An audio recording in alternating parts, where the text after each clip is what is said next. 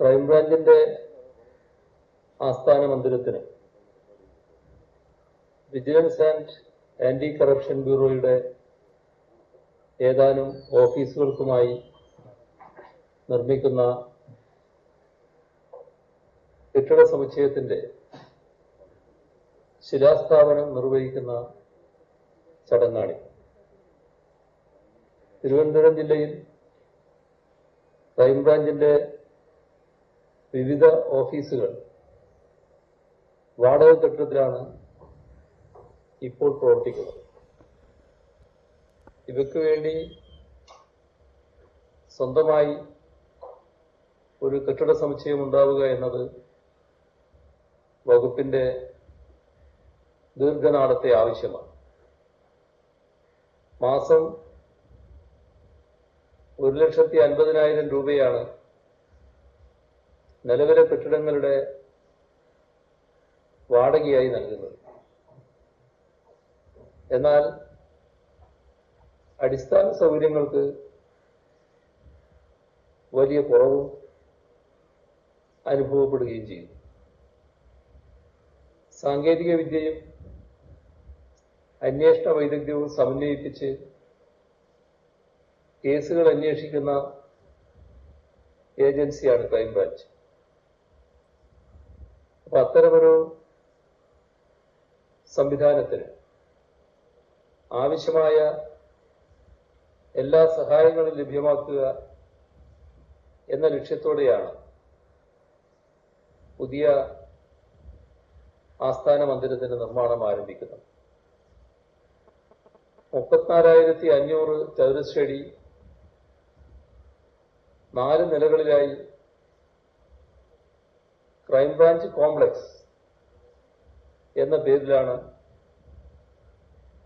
ഈ കെട്ടിടം നിർമ്മിക്കുന്നത്.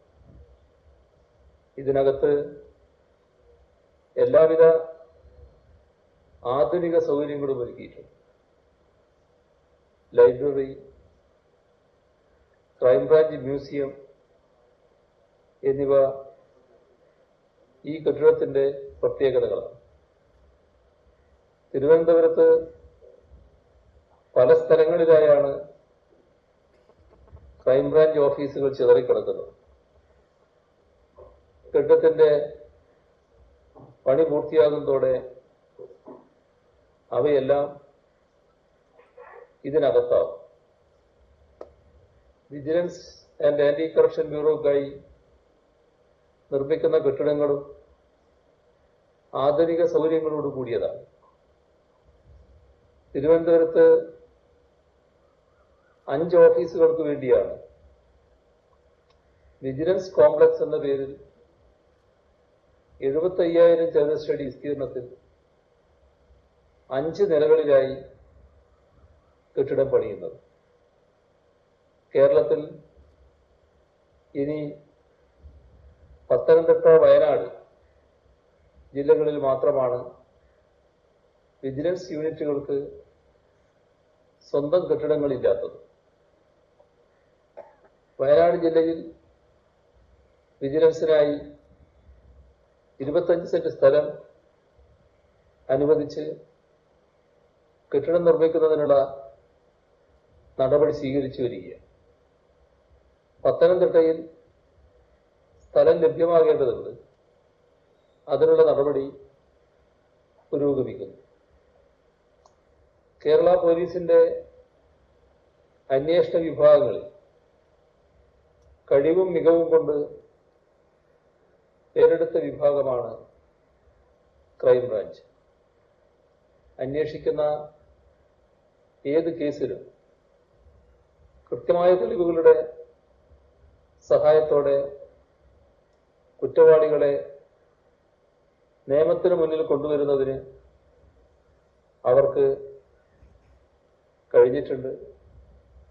മാത്രമല്ല, കുറ്റവാളികൾക്ക് അർഹമായ പരമാവധി ശിക്ഷ വാങ്ങിക്കൊടുക്കുന്നതിനും ക്രൈംബ്രാഞ്ച് മുന്നിൽ നിൽക്കുന്നു.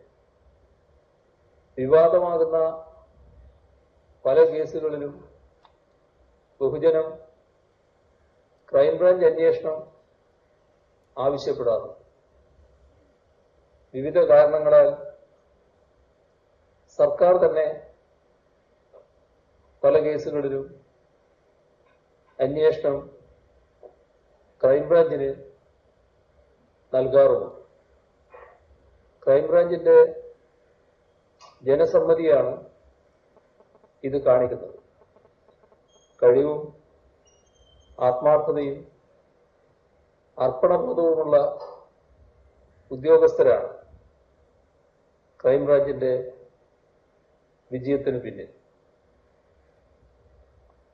ഈ സർക്കാർ അധികാരത്തിൽ വന്നതിന് ശേഷം ക്രൈംബ്രാഞ്ചിന്റെ കാര്യക്ഷമത വർദ്ധിപ്പിക്കുന്നതിനായി നിരവധി നടപടികളാണ് സ്വീകരിച്ചിട്ടുള്ളത്. ഇതിന്റെ ഭാഗമായി ക്രൈംബ്രാഞ്ച് പുനഃസംഘടിപ്പിച്ചു. 3 ഐജിമാരുടെ നേതൃത്വത്തിൽ റേഞ്ചുകൾക്ക് രൂപം നൽകി. സങ്കീർണമായ കേസുകളുടെ അന്വേഷണത്തിനായി തിരുവനന്തപുരത്ത് 2ഉം എറണാകുളം, കോഴിക്കോട് എന്നിവിടങ്ങളിൽ 1 വീതവും സെൻട്രൽ യൂണിറ്റുകൾ രൂപീകരിക്കുകയും ചെയ്തു. അന്വേഷണ മികവും കഴിവും മാത്രമാണ് ക്രൈംബ്രാഞ്ചിലെ നിയമനത്തിനുള്ള മാനദണ്ഡം. ഇങ്ങനെയുള്ളവരെ കണ്ടെത്തി നിയോഗിക്കുന്നതിന് ക്രൈംബ്രാഞ്ചിൽ ആദ്യമായി എഴുത്തു പരീക്ഷയും ഇന്റർവ്യൂവും നടത്തിയത് ഈ സർക്കാരിന്റെ കാലത്താണ്. അതിന്റെ ഫലം കണ്ടു തുടങ്ങി എന്നാണ് ക്രൈംബ്രാഞ്ച് അന്വേഷണത്തിലുള്ള കേസുകളുടെ പുരോഗതി സൂചിപ്പിക്കുന്നത്. 1994 നടന്ന തൊഴിയൂർ സുനിലിന്റെ കൊലപാതകം സംബന്ധിച്ച വിവരങ്ങൾ ക്രൈംബ്രാഞ്ചിന്റെ അന്വേഷണത്തെ തുടർന്ന് 25 വർഷത്തിന് ശേഷം 2019 പുറത്തു വന്നത് ഇതിന്റെ മികച്ച ഉദാഹരണമാണ്. ശാസ്ത്രീയ തെളിവുകളുടെയും സാഹചര്യ തെളിവുകളുടെയും അടിസ്ഥാനത്തിലാണ് ക്രൈംബ്രാഞ്ച് ഈ കേസിലെ പ്രതികളെ പിടികൂടിയത്. ഏകദേശം 20 കിലോഗ്രാം സ്വർണം കവർ ചെയ്യപ്പെട്ട ദിനാനിപുരം സ്വർണ്ണ കവർച്ച കേസ് ശാസ്ത്രീയമായി അന്വേഷിച്ച് കുറ്റക്കാരെ കണ്ടെത്തിയതും സ്വർണം വീണ്ടെടുത്തതും ക്രൈംബ്രാഞ്ച് തന്നെ. 2016 752 കേസുകളും 2017 369 കേസുകളും 2018 314 കേസുകളും ക്രൈംബ്രാഞ്ച് അന്വേഷണത്തിന്റെ ഭാഗമായി തീർപ്പാക്കാനായി. 2019 461 കേസുകളും 2020 406 കേസുകളുമാണ് ക്രൈംബ്രാഞ്ച് അന്വേഷിച്ചത്.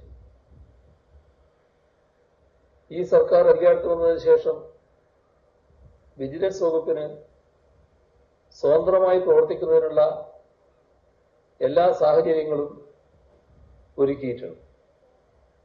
വിജിലൻസ് അന്വേഷിക്കുന്ന കേസുകളിൽ ആധുനിക സാങ്കേതിക വിദ്യയുടെ ഉപയോഗം ഉറപ്പാക്കിയിട്ടുണ്ട്.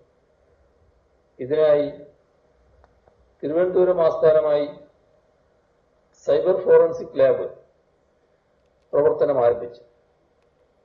പ്രധാനപ്പെട്ട 3 നഗരങ്ങളിൽ വിജിലൻസ് സൈബർ സെല്ലുകൾ പ്രവർത്തിക്കുന്നുണ്ട്. വിവിധ വകുപ്പുകളിലെ ഉദ്യോഗസ്ഥർക്ക് വിജിലൻസ് ക്ലിയറൻസ് സമയബന്ധിതമായി നൽകുന്നതിന് വിജിലൻസ് സ്യൂട്ട് എന്ന സംവിധാനം നടപ്പിലാക്കി. വിജിലൻസിന്റെ എല്ലാ ഓഫീസുകളെയും പരസ്പരം ബന്ധിപ്പിച്ച് വീഡിയോ കോൺഫറൻസ് സംവിധാനം ഏർപ്പെടുത്താനുള്ള ശ്രമം അവസാന ഘട്ടത്തിലാണ്. വിജിലൻസിന്റെ കാര്യക്ഷമമായ പ്രവർത്തനങ്ങളെ തുടർന്ന് കഴിഞ്ഞ 4 വർഷമായി സംസ്ഥാനത്ത് അഴിമതി വളരെയേറെ കുറച്ചു കൊണ്ടുവരാൻ കഴിയും. ട്രാൻസ്പെറൻസി ഇന്റർനാഷണൽ എന്ന സംഘടന ഒരു പഠനം നടത്തുകയുണ്ടായി. ആ പഠനത്തിൽ ഇന്ത്യയിൽ അഴിമതി കുറഞ്ഞ സംസ്ഥാനങ്ങളിൽ 1-ാം സ്ഥാനം കേരളത്തിനാണെന്ന് കണ്ടെത്തുകയുണ്ടായി. നമ്മുടെ സംസ്ഥാനത്ത് നിന്ന് സർവേയിൽ പങ്കെടുത്ത 99% പേരും കൈക്കൂലി നൽകാതെ തന്നെയാണ് സർക്കാർ സേവനം ലഭിച്ചതായി പറഞ്ഞതെന്ന് ഈ പഠനം വ്യക്തമാക്കുന്നു. കഴിഞ്ഞ ഏതാനും വർഷത്തിനിടെ സംസ്ഥാനത്ത് vigilance and anti corruption bureau 32 മിന്നൽ പരിശോധനകൾ നടത്തി. 56 ട്രാപ്പ് കേസുകൾ രജിസ്റ്റർ ചെയ്തു. ഈ കാലയളവിൽ 70ഓളം കേസുകളിലെ പ്രതികളെയാണ് വിവിധ കോടതികൾ ശിക്ഷിച്ചത്. അഴിമതിയെക്കുറിച്ച് പരാതിപ്പെടുന്നവർക്ക് തങ്ങളെ സംബന്ധിക്കുന്ന വിവരങ്ങൾ രഹസ്യമായി സൂക്ഷിക്കണമെന്ന് ആഗ്രഹമുണ്ടാവുക സ്വാഭാവികമാണ്. ഇത് ഉറപ്പാക്കാനായി സോഫ്റ്റ്വെയറിലൂടെ പരാതി നൽകാനുള്ള അവസരമൊരുക്കാനാണ് അഴിമതി മുക്ത കേരളം എന്ന പദ്ധതി ഇക്കഴിഞ്ഞ 1-ാം തീയതി സർക്കാർ പ്രഖ്യാപിച്ചത്. ഈ പദ്ധതി നടപ്പിലാക്കുന്നതോടെ സർക്കാർ സർവീസിലെയും പൊതുരംഗത്തെയും അഴിമതി പൂർണ്ണമായും തുടച്ചു നീക്കപ്പെടാനാകുമെന്നാണ് പ്രതീക്ഷിക്കുന്നത്. സർക്കാർ വിജ്ഞാപനം ചെയ്യുന്ന ഒരു അതോറിറ്റിക്ക് മുൻപിലാണ് കൃത്യതയുള്ള പരാതികൾ ഉന്നയിക്കാൻ അവസരമുണ്ടാകും. ഇങ്ങനെ ലഭിക്കുന്ന പരാതികൾ ഉയർന്ന ഉദ്യോഗസ്ഥർ കണ്ട ശേഷമാണ് അന്വേഷിക്കുക. ഈ പദ്ധതി റിപ്പബ്ലിക് ദിനമായ ജനുവരി 26-ന് നിലവിൽ വരും. സമൂഹത്തിന്റെ നന്മക്കായി പോലീസ് ചെയ്യുന്ന എല്ലാ നല്ല കാര്യത്തിനും സർക്കാരിന്റെ പൂർണ്ണ പിന്തുണയുണ്ടാകും. പൊതുജനങ്ങളുടെ മനസ്സറിഞ്ഞ് അവരുടെ ആഗ്രഹത്തിനൊപ്പം പ്രവർത്തിക്കുമ്പോൾ മാത്രമാണ് പോലീസ് ജനപക്ഷത്ത് നിൽക്കുന്നുവെന്ന് പറയാൻ കഴിയുക. ഇക്കാര്യം മനസ്സിൽ വെച്ചുകൊണ്ടായിരിക്കണം എല്ലാവരും പ്രവർത്തിക്കേണ്ടതെന്ന് ഓർമ്മിപ്പിച്ചുകൊണ്ട് ഈ സമുച്ചയത്തിന്റെ ശിലാസ്ഥാപനം ഔപചാരികമായി നിർവഹിച്ചതായി അറിയിച്ചുകൊണ്ട് അവസാനിപ്പിക്കുന്നു.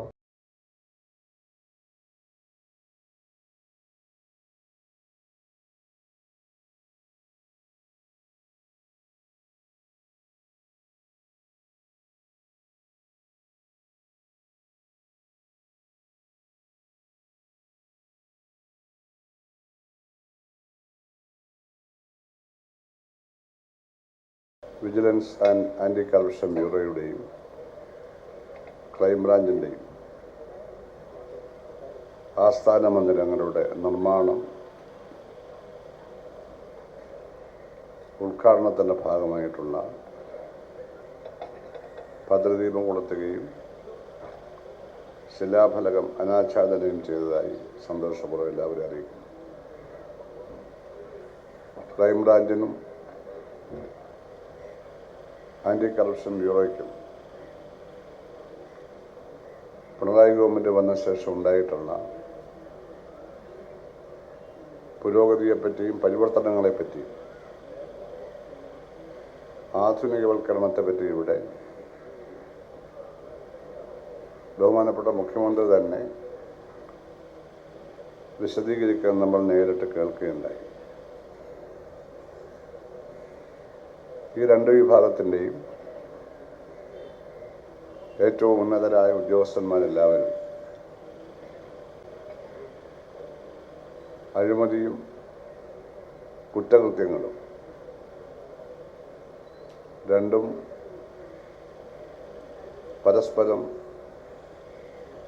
സഹകരിച്ചാണ് നമ്മുടെ സമൂഹത്തിൽ ഒരുപാട് ദോഷകൃത്യങ്ങൾ ചെയ്തുകൊണ്ടിരിക്കുന്നത്.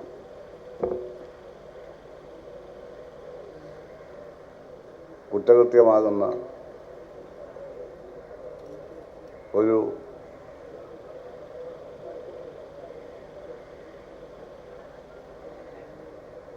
സമൂഹത്തിൽ നിന്നും പുറത്തു വീഴുന്ന രണ്ട് പൈശാചിക ശക്തികളാണ് കുറ്റകൃത്യങ്ങളും അഴിമതിയും. അഴിമതി തന്നെ ഒരു കുറ്റകൃത്യമാണ്. അഴിമതിയല്ലാത്ത മറ്റും ധാരാളം കുറ്റകൃത്യങ്ങളുണ്ട്. മാൻ ഈസ് ടു എർ എന്നാണ് പറയുന്നത്. മനുഷ്യന് തെറ്റുപറ്റും. പക്ഷെ തെറ്റുപറ്റുന്നവരെ തിരുത്താനുള്ള ഒരുപാട് സമ്പ്രദായങ്ങൾ. സ്വയം തിരുത്താം, അനുഭവത്തിലൂടെ തിരുത്താം, മറ്റുള്ളവർ തിരുത്തും.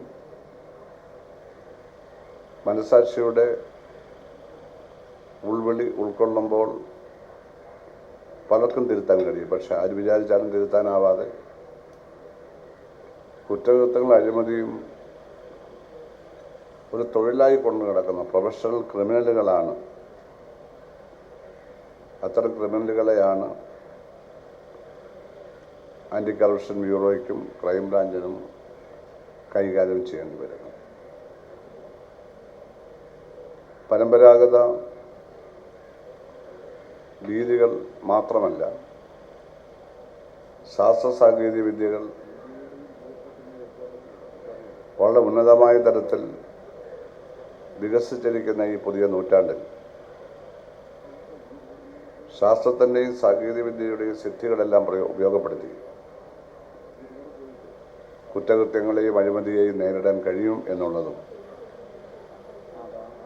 ഇപ്പോൾ ലഭ്യമായിട്ടുള്ള നവീനമായ സൗകര്യങ്ങളാണ്.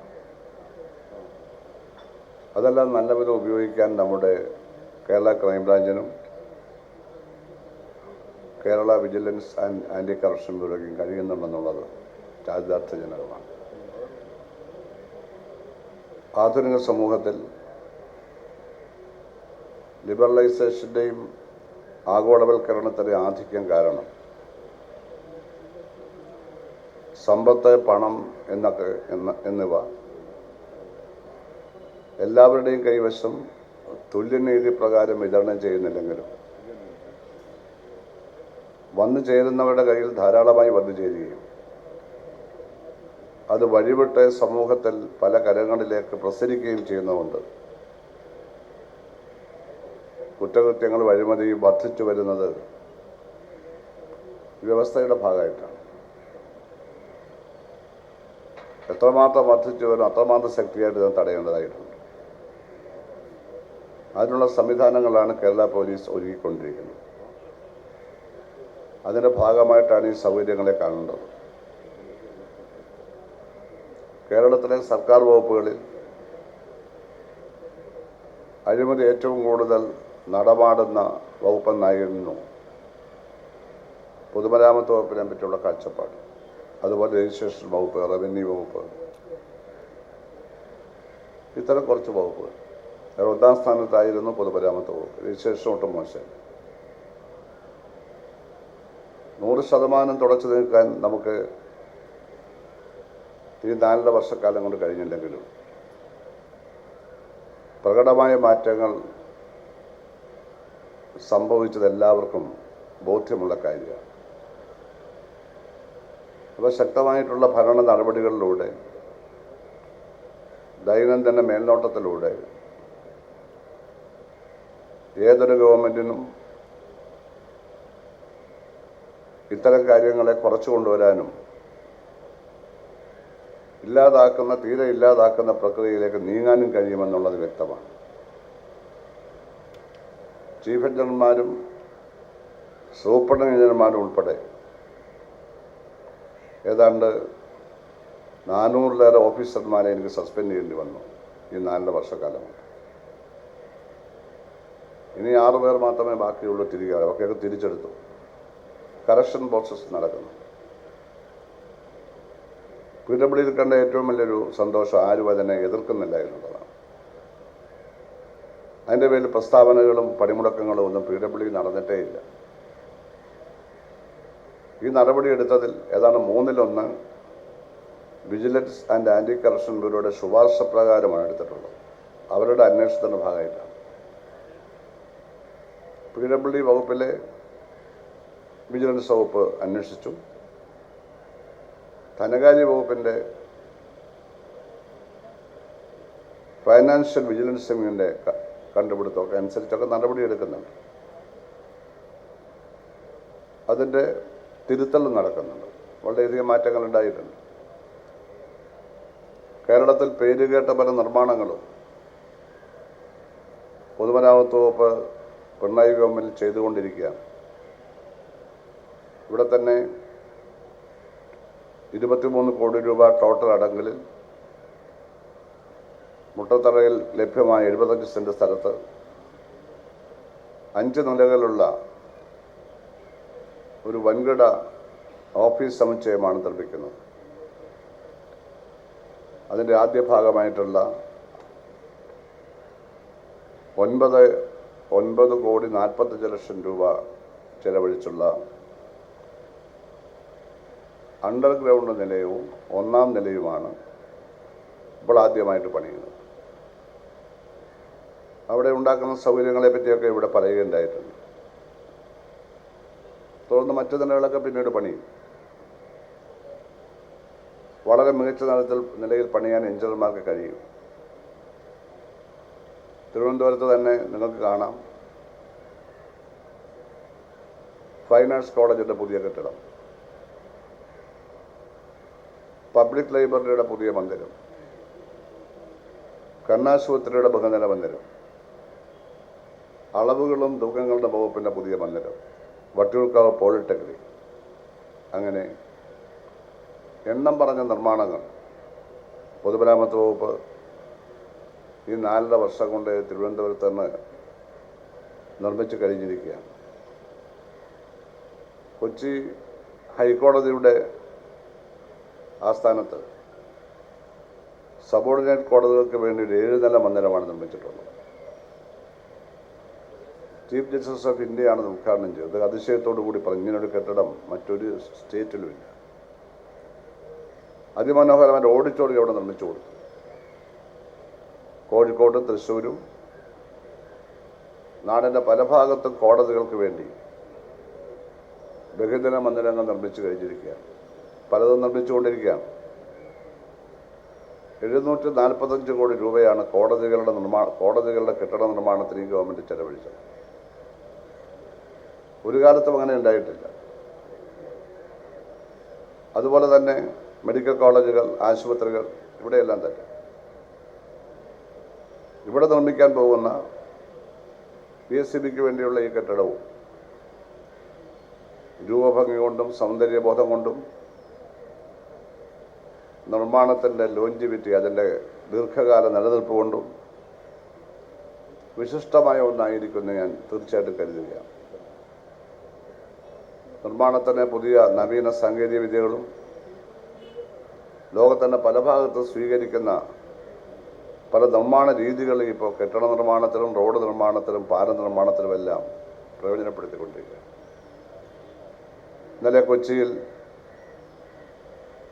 3 വർഷം കൊണ്ട് നിർമ്മിച്ച് ഉദ്ഘാടനം ചെയ്ത ബഹുമാനപ്പെട്ട മുഖ്യമന്ത്രി ഉദ്ഘാടനം ചെയ്ത വൈറ്റില കുന്നന്നൂർ മേൽപ്പാലങ്ങളുടെ കാര്യം നിങ്ങൾക്കെല്ലാവരും നിങ്ങളുടെ കണ്ണുമുൻപിൽ എന്ന പോലെ ഇന്നലെ കണ്ടതാണ് മാധ്യമങ്ങൾ വഴി. വലിയ പിന്തുണയാണ് മാധ്യമങ്ങൾ നൽകുന്നത്. അത് കാരണം കേരളത്തിൽ മൊത്തം ഉത്സവമായിരുന്നു. ഇതൊക്കെ നിർമ്മിക്കുമ്പോൾ ഇതിനെ അട്ടിമറിക്കാനുള്ള ഒരു ക്രിമിനൽ പ്രൊഫഷണൽ മാഫിയായും കേരളത്തിൽ രൂപപ്പെട്ടു എന്നുള്ളത് മനസ്സിലാക്കിയിരിക്കുകയാണ്. വിജിലൻസിനും ക്രൈംബ്രാഞ്ചിനും പിടിപ്പത് പണിയാണ് ഇനി ഉണ്ടാകാൻ പോകുന്നത്. എഞ്ചിനീയർമാരായിരുന്നവർ, കോൺട്രാക്ടർമാരായിരുന്നവർ, കോടതികളിൽ മുമ്പ് പ്രവർത്തിച്ചൊക്കെ ചേർന്നിട്ട് ഒരു ക്രിമിനൽ നെക്സസ് രൂപപ്പെട്ടിരിക്കുകയാണ് കൊച്ചി കേന്ദ്രമായി. എല്ലാറ്റിനെ പറ്റി സംശയമുണ്ടാക്കുക, പുരോഗതിയെ തടയുക, ഭരണാധികാരികൾ ഭീതികളാണെങ്കിൽ ഇട്ടെറിഞ്ഞിട്ട് പോകാൻ വേണ്ടിയുള്ള ക്യാമ്പയിൻ നടത്തുക. അതുവഴി നമ്മുടെ നാടിനെ വികസന ഇല്ലായ്മയിലേക്കും അരാജകത്വത്തിലേക്കും നയിക്കുക എന്നുള്ളതാണ്. അതാണ് കണ്ടുവരുന്നത്. ഇതൊരു പുതിയ അറിവായിട്ട് കാണേണ്ടതില്ല. എത്രയോ വർഷക്കാലം മുമ്പാണ് നമ്മുടെ പാർലമെൻറ്റ് രാപകൽ പാർലമെൻറ്റിൽ റിപ്പോർട്ട് ചർച്ച ചെയ്തിട്ടുണ്ട്. രാത്രിയിലും ചർച്ചയുണ്ടായി. ഓറ കമ്മീഷൻ റിപ്പോർട്ട് എന്നാണ് എൻ്റെ പേര്. CBIയുടെ ഡയറക്ടറായിരുന്ന മിസ്റ്റർ ഓറ കേന്ദ്ര ഗവൺമെൻറ് നിർദ്ദേശപ്രകാരം അന്വേഷിച്ച് കണ്ടെത്തിയ ഒരു റിപ്പോർട്ടാണ്. ആ റിപ്പോർട്ടിലെ പ്രധാനപ്പെട്ട നിഗമനം, കണ്ടെത്തൽ, നമ്മുടെ പഞ്ചവത്സര പദ്ധതികൾ അതുപോലുള്ള പദ്ധതികൾക്ക് വേണ്ടി മുടക്കുന്ന പണത്തിൻ്റെ വലിയൊരു ഭാഗം അഴിമതിയായി കൈമാറ്റം ചെയ്യപ്പെടുകയാണ്. അതിന് നേതൃത്വം കൊടുക്കുന്നത് കറപ്റ്റ് ബ്യൂറോക്രാറ്റുകൾ, IASകാരെ പോലുള്ളവർ, കറപ്ഷൻ ഉള്ളവർ, corrupt contractors and corrupt politicians. ഈ മൂന്ന് കൂട്ടരും ചേരുന്ന ഒരു നെക്സസ് ഈ രാജ്യത്തുണ്ട്. 100 രൂപ പദ്ധതി പണം ചെലവഴിക്കുമ്പോൾ 30 രൂപയെങ്കിലും അടിച്ചു മാറ്റുക, ചിലടത്ത് 50 രൂപയായിരിക്കും മാറ്റുക. അതാണ് പാലങ്ങൾ താഴെ വീഴുന്നത്, കെട്ടിടങ്ങൾ തകരുന്നത്, റോഡുകൾ തകരുന്നത് എല്ലാം. അല്ലെങ്കിൽ അതുപോലുള്ള മറ്റു നിർമ്മാണ രീതികൾ, പൊതുമരാമത്ത് മാത്രമല്ല. ഇതിനെ തടയുക എന്നുള്ളത് ഗവൺമെൻറ് ഉത്തരവാദിത്തമാണ്. ആൻറ്റി കറപ്ഷൻ ബ്യൂറോയെ നമ്മൾ ശക്തിപ്പെടുത്തണം, ക്രൈംബ്രാഞ്ചിനെ ശക്തിപ്പെടുത്തണം, ഭരണ നടപടികളെ ശക്തിപ്പെടുത്തണം. ശിക്ഷാ നടപടി കൊണ്ട് മാത്രമല്ല നന്നാവില്ല, പക്ഷേ അതും ഒരാവശ്യമാണ്. ഈ ഓറ കമ്മീഷൻ പറയുന്ന ഒരു കാര്യത്തിൻ്റെ ഒരു ചെറിയ രൂപമാണ് കൊച്ചി കാണുന്നത്. മുഖ്യമന്ത്രി ഉദ്ഘാടനം ചെയ്യാൻ വെച്ചിരിക്കുന്ന മേൽപ്പാലത്തിൽ തലേ ദിവസം ഏതാനും ആളുകൾ അവിടെ വെച്ച ബ്ലോക്കൊക്കെ എടുത്ത് മാറ്റി രാത്രിയിൽ കടന്നു കയറുകയാണ് വാഹനങ്ങൾ. പിന്നെ അറസ്റ്റൊക്കെ നടന്നു, റിമാൻഡ്, അത് വേറെ കാര്യം. പക്ഷെ അതിന് ധൈര്യപ്പെട്ടു എന്നുള്ളതാണ്. അതിനെ നീതീകരിക്കാൻ ഉന്നത നീതിപീഠങ്ങളിൽ നിന്ന് ഇറങ്ങി വന്നവരൊക്കെ തയ്യാറാവുകയാണ്. എവിടേക്കാണ് നമ്മുടെ നാട് പോകുന്നത്? ചില മാധ്യമപ്രവർത്തകർ ആദ്യം അതിനെ ന്യായീകരിക്കുന്ന നിലപാട് സ്ഥിതി, പിന്നെ അവർ മാറി. അതിനോട് ഞാൻ പ്രതികരിച്ചപ്പോൾ മാറി. ഒരിക്കലും ന്യായീകരിക്കാൻ പാടില്ല. സംശയങ്ങൾ ഉണ്ടാക്കുക. വൈറ്റില കൊണ്ടുവരുന്നതിനെ സംബന്ധിച്ച് പറയുമ്പോൾ ആ 2 പാലങ്ങളുടെയും വർക്ക് പൂർത്തിയായും സർട്ടിഫിക്കറ്റ് തരുന്നത് ഈ മാസം 5-ാം തീയതിയാണ്. അതോടൊപ്പം തന്നെ അത് കമ്മീഷൻ ചെയ്യാൻ യോഗ്യമായി, അതായത് ഗതാഗതത്തിന് തുറന്നു കൊടുക്കാൻ യോഗ്യമാണ്, സർട്ടിഫിക്കറ്റ് തരും. അപ്പോൾ തന്നെ മുഖ്യമന്ത്രിയുടെ പരിപാടി വെക്കുകയാണ്. 3-ാം ദിവസം ഉദ്ഘാടനമാണ്. ഇതിൽ കാലതാമസം ഉണ്ടായെന്നാണ് പറയുക. പാലം നിർമ്മിച്ചാൽ എപ്പോൾ ഉദ്ഘാടനം ചെയ്യാൻ തീരുമാനിക്കേണ്ടത് ആരാണ്? അത് പണിഞ്ഞ എഞ്ചിനീയർക്ക് മാത്രമേ അധികാരമുള്ളത് പറയാൻ. അല്ലാതെ സാമൂഹ്യ വിരുദ്ധന്മാർക്കും ക്രിമിനലുകൾക്കും അധികാരം കൊടുത്തു കഴിഞ്ഞാൽ ഈ രാജ്യത്ത് എന്തെങ്കിലും നടക്കുമോ? ഇനി ഇതാണ് ഇവിടെ നടക്കുന്നത്. അതിനെ അങ്ങനെ തന്നെ കാണണം. കാണുന്നില്ലെങ്കിൽ നമ്മുടെ സ്ഥിതി വളരെ പരിതാപകരമായിരിക്കും. ഓരോ പ്രദേശങ്ങളിലും ഒരു വികസനം ആരംഭിക്കുമ്പോൾ അതിനൊന്നും ഒരു സംഭാവന ചെയ്യാതെ കുറേ ആളുകൾ ചേർന്നൊരു കമ്മിറ്റി 2-3 പേര് എന്നിട്ട് അങ്ങ് നിർദ്ദേശം തരികയാണ്. നമുക്ക് അങ്ങനെ പണിയണം, ഇങ്ങനെ പണി, അതിലെവിടെ പണി, ഇതിലെവിടെ പണി, അങ്ങ് കുഴപ്പമുണ്ടാക്കുകയാണ്. പത്രങ്ങളിലൊക്കെ വാർത്തയും വരും. അതിനെന്തെങ്കിലും ഒരു കാലതാമസം വന്നാൽ ഇവരെ കാണത്തില്ല. 1 സെന്റ് ഭൂമി എടുക്കണം, ഇവരെ കാണില്ല. അപ്പോൾ ഇങ്ങനെയുള്ളവരിപ്പോൾ എല്ലായിടത്തും വരികയാണ്. പക്ഷെ ക്രിമിനലിസം അവിടെ മാത്രമേ കണ്ടുള്ളൂ. ഇങ്ങനെയുള്ള കയ്യേറ്റം, അഭിപ്രായങ്ങളൊക്കെ പറഞ്ഞോട്ട് ഒരുപക്ഷെ പുരോഗതിയോടൊപ്പം വളർന്നു വരുന്ന നിഷേധാത്മകമായ ക്രിമിനൽ സ്വഭാവമുള്ള ഒരു കാര്യമായിരിക്കും. പക്ഷേ ഭരണഘടന എന്നൊന്നുണ്ട്, അതിൻ്റെ കീഴിൽ നമ്മൾ ജീവിക്കുന്നതുകൊണ്ടാണ് സ്വൈര്യമായി ജീവിക്കാൻ കഴിയുന്നത്. എല്ലാം ഭരണഘടനാപരമാണ്. ക്രൈംബ്രാഞ്ച് പ്രവർത്തിക്കുന്നതും വിജിലൻസ് പ്രവർത്തിക്കുന്നതും PWD പ്രവർത്തിക്കുന്നതും ഗവൺമെൻറ് പ്രവർത്തിക്കുന്നതും എല്ലാം ഭരണഘടനാപരമാണ്. ഓരോരുത്തരും എന്തെല്ലാം ചെയ്യണം, ഓരോരുത്തരുടെ ഉത്തരവാദിത്വം എന്താണ് വ്യക്തമായി പറഞ്ഞിട്ടുണ്ട്. ആ ഉത്തരവാദിത്വം ഇല്ലാത്തവർ ഉത്തരവാദിത്ത കാര്യം കയറി ചെയ്താൽ അത് പ്രശ്നമായിരിക്കും, അരാജകത്വമായിരിക്കും. ഒരു പാല ഉദ്ഘാടനം ചെയ്യാൻ എന്തിനാണ് ഒരു മുഖ്യമന്ത്രി എന്നാണ് ചോദിക്കുന്നവരാണ്. ഒരു യാചകൻ ചെയ്താൽ പോരെ, ഇതാണ് ചോദിക്കുന്നത്. യാചകനെ ബഹുമാനിക്കുകയാണോ അതോ അയാളെ അവമാനിക്കുകയാണോ എന്ന് ഒന്നുകൂടെ പരിശോധിച്ചാലേ പറയാൻ പറ്റൂ ആ വാക്കിൽ. മുഖ്യമന്ത്രിയുടെ വീട്ടിലെ തേങ്ങ വെട്ടിയ പൈസയാണോ? അടുത്ത ചോദ്യമാണ്. ഇങ്ങനെയൊക്കെയുള്ള വളരെ ആഭാസകരമായ സംഭാഷണങ്ങൾ കേരളത്തിൽ നമ്മൾ കേട്ടിട്ടുണ്ടോ? അതിന് ധൈര്യപ്പെടേണ്ടതുണ്ട്. എന്താ എൻ്റെ ധൈര്യം? ഇവർക്കെല്ലാം പുറകിൽ അവിഹിതമായ എന്തെല്ലോ ശക്തികളുണ്ടെന്ന് വ്യക്തം, അല്ലാതെ സംസാരിക്കില്ല. ഇങ്ങനെ അന്വേഷിച്ചു പോയാൽ പല പുതിയ കണ്ടുപിടുത്തങ്ങളും നടത്തേണ്ടി വരും, അത് ഉറപ്പാണ്. അല്ലെങ്കിൽ ഞാൻ സംസാരിക്കില്ല. മുഖ്യമന്ത്രിക്ക് എന്താണ് കാര്യം എന്ന് വെച്ചാൽ അധികാരത്തോടും ഭരണത്തോടുമുള്ള അവജ്ഞയാണത്. ഈ ഭരണ വ്യവസ്ഥയോടുള്ള അവജ്ഞയാണ്. ഈ ഭരണവ്യവസ്ഥയെ നൈയാമികമായി നയിക്കുന്ന ഭരണഘടനയുള്ള അവജ്ഞയാണ്. ഇത് വ്യാഖ്യാനിച്ചു കൊടുക്കേണ്ടവർ വേണ്ടത്തെ വ്യാഖ്യാനിക്കാത്തതുകൊണ്ടും ഇതിനെ സിദ്ധാന്തപരമായി ഇവിടെ വിശദീകരിക്കേണ്ടവർ പലരും ഇന്ന് കേരളത്തിൽ അത്തരക്കാർ അഭാവമുള്ളതുകൊണ്ടും ഇതെല്ലാം നടക്കുകയാണ്. നിയമത്തെ ബഹുമാനിച്ച് ധാർമ്മികമായി പ്രവർത്തിച്ച് അവനവൻ്റെ കടമകൾ നിർവഹിച്ച് അതിന് നമുക്ക് കിട്ടുന്ന പ്രതിഫലം എന്താണെന്ന് നോക്കാതെ സത്യസന്ധമായി പ്രവർത്തിക്കുന്നവർക്ക് ഈ നാട്ടിൽ സ്ഥാനമില്ല എന്ന് വന്നാൽ ക്രൈംബ്രാഞ്ച് കൊണ്ടൊന്നും ഒരു പ്രയോജനം ഉണ്ടാവില്ല, തടുത്തു നിർത്താനാവില്ല. Anti corruption ബ്യൂറോയ്ക്കൊന്നും പ്രവർത്തിക്കാനാവില്ല. കാരണം ഇവരായിരിക്കും കയറാൻ പോണത്. ഭാഗ്യവശാൽ അതൊന്നുമില്ല. അതൊക്കെ ചെറിയ ചെറിയ നിസ്സാരമായ കാര്യങ്ങളാണ്. പക്ഷെ പ്രോത്സാഹിപ്പിക്കരുത്, നല്ല തരത്തിൽ തുറന്ന് കാണിക്കപ്പെടണം. അതാണ് ഞങ്ങൾ തുറന്ന് മുഖ്യമന്ത്രിയും ബഹുമാനപ്പെട്ട മുഖ്യമന്ത്രി ഞാനും ഞങ്ങളൊക്കെ തുറന്ന് കാണിച്ചു. കോൺഗ്രസ് MLA ആയ PT തോമസ് പോലും അതിനെ വിമർശിച്ചുകൊണ്ട് സംസാരിച്ചു. ആരും അതിനെ ന്യായീകരിച്ചില്ല, ന്യായീകരിക്കാൻ പാടില്ല. ഇതാണ് എല്ലാത്തിനും ഇതാണ്. ഒരു പാലം പണിയാൻ സമ്മതിക്കില്ല, ഒരു റോഡ് പണിയാൻ സമ്മതിക്കത്തില്ല, പ്രസ്താവന അനാവശ്യമായ. എന്നിട്ട് ഇതിന് കിട്ടുന്ന പബ്ലിസിറ്റിയുടെ ബലത്തിൽ അടുത്തവണ ഒരു കൗൺസിലർ ആവും, അല്ലെങ്കിൽ ഒരു ഇലക്ഷൻ MLA ആവും. അങ്ങനെ തെറ്റ് ചെയ്ത് അധികാരത്തിലെത്തുക എന്നുള്ള ഒരു പുതിയ രീതി വന്നിരിക്കുകയാണ്. നല്ലത് ചെയ്താണ് അധികാരത്തിലെത്താൻ രാഷ്ട്രീയ പാർട്ടികൾ ശ്രമിക്കുന്നത്. ക്രിമിനൽ കുറ്റങ്ങൾ ചെയ്ത് അധികാരത്തിൽ പബ്ലിസിറ്റി കിട്ടുക. ക്രിമിനൽ കുറ്റവും സൽക്കർമ്മവും തമ്മിലുള്ള വ്യത്യാസം വ്യക്തമാക്കപ്പെടുന്നില്ലെങ്കിൽ വടക്കേ ഇന്ത്യയിൽ സംഭവിക്കുന്ന ക്രിമിനലുകളായിരിക്കും അസംബ്ലി വരാൻ പോണത് ഭാവിയിൽ. ഇപ്പം അവിടെ ആ സ്ഥിതി ഇല്ല. നമുക്ക് അതൊന്നും കേരളത്തിൽ വിജയിക്കില്ല. അപ്പം ഇതേപ്പറ്റി സംസാരിക്കാൻ കാരണം നമ്മൾ സംസാരിക്കേണ്ട ഒരു വിഷയമാണ് എന്നുള്ളത്. നാളെ ഇപ്പോൾ ഇവിടെ കെട്ടിടം പണിയുന്നു, അപ്പുറത്ത് രണ്ടുപേരുടെ കമ്മിറ്റി ഉണ്ടാകുന്ന സമയത്ത് പണിയുന്നില്ല, മനഃപൂർവ്വം പണിയാതെ നാളെ തുടങ്ങും. മിക്കവാറും വല്ല സാധ്യത. നാളെ പണിയുന്നില്ല, തുടങ്ങുന്നില്ല. മനസ്സിലായില്ലേ? ഇതൊരു ക്രിമിനൽ കുറ്റമാണ്. പബ്ലിക് പർപ്പസിനെതിരെ തടസ്സമുണ്ടാക്കുന്നത് ക്രിമിനൽ കുറ്റം തന്നെയാണ്. പക്ഷേ നിയമങ്ങൾ പലപ്പോഴും നാം പ്രയോജനപ്പെടുത്തുന്നില്ല. നിയമങ്ങൾ പ്രയോഗിക്കാനുള്ളതാണ്, അത് പ്രയോഗിച്ചുകൊണ്ടേയിരിക്കണം. അത് പ്രയോഗിക്കുന്നില്ലെങ്കിൽ പിന്നെ നിയമത്തോടൊക്കെ ബഹുമാനം ഉണ്ടാവില്ല.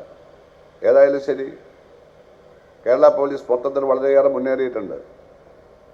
അസാധ്യമെന്ന് കരുതി എത്രയോ കേസുകളാണ് തെളിയിച്ചുകൊണ്ടിരിക്കുന്നത്, എത്രയോ ആധുനിക രീതികളാണ് അവലംബിച്ചുകൊണ്ടിരിക്കുന്നത്, എത്രയോ അഴിമതി കേസുകൾ വെളിച്ചത്ത് വന്നുകൊണ്ടിരിക്കുന്നു.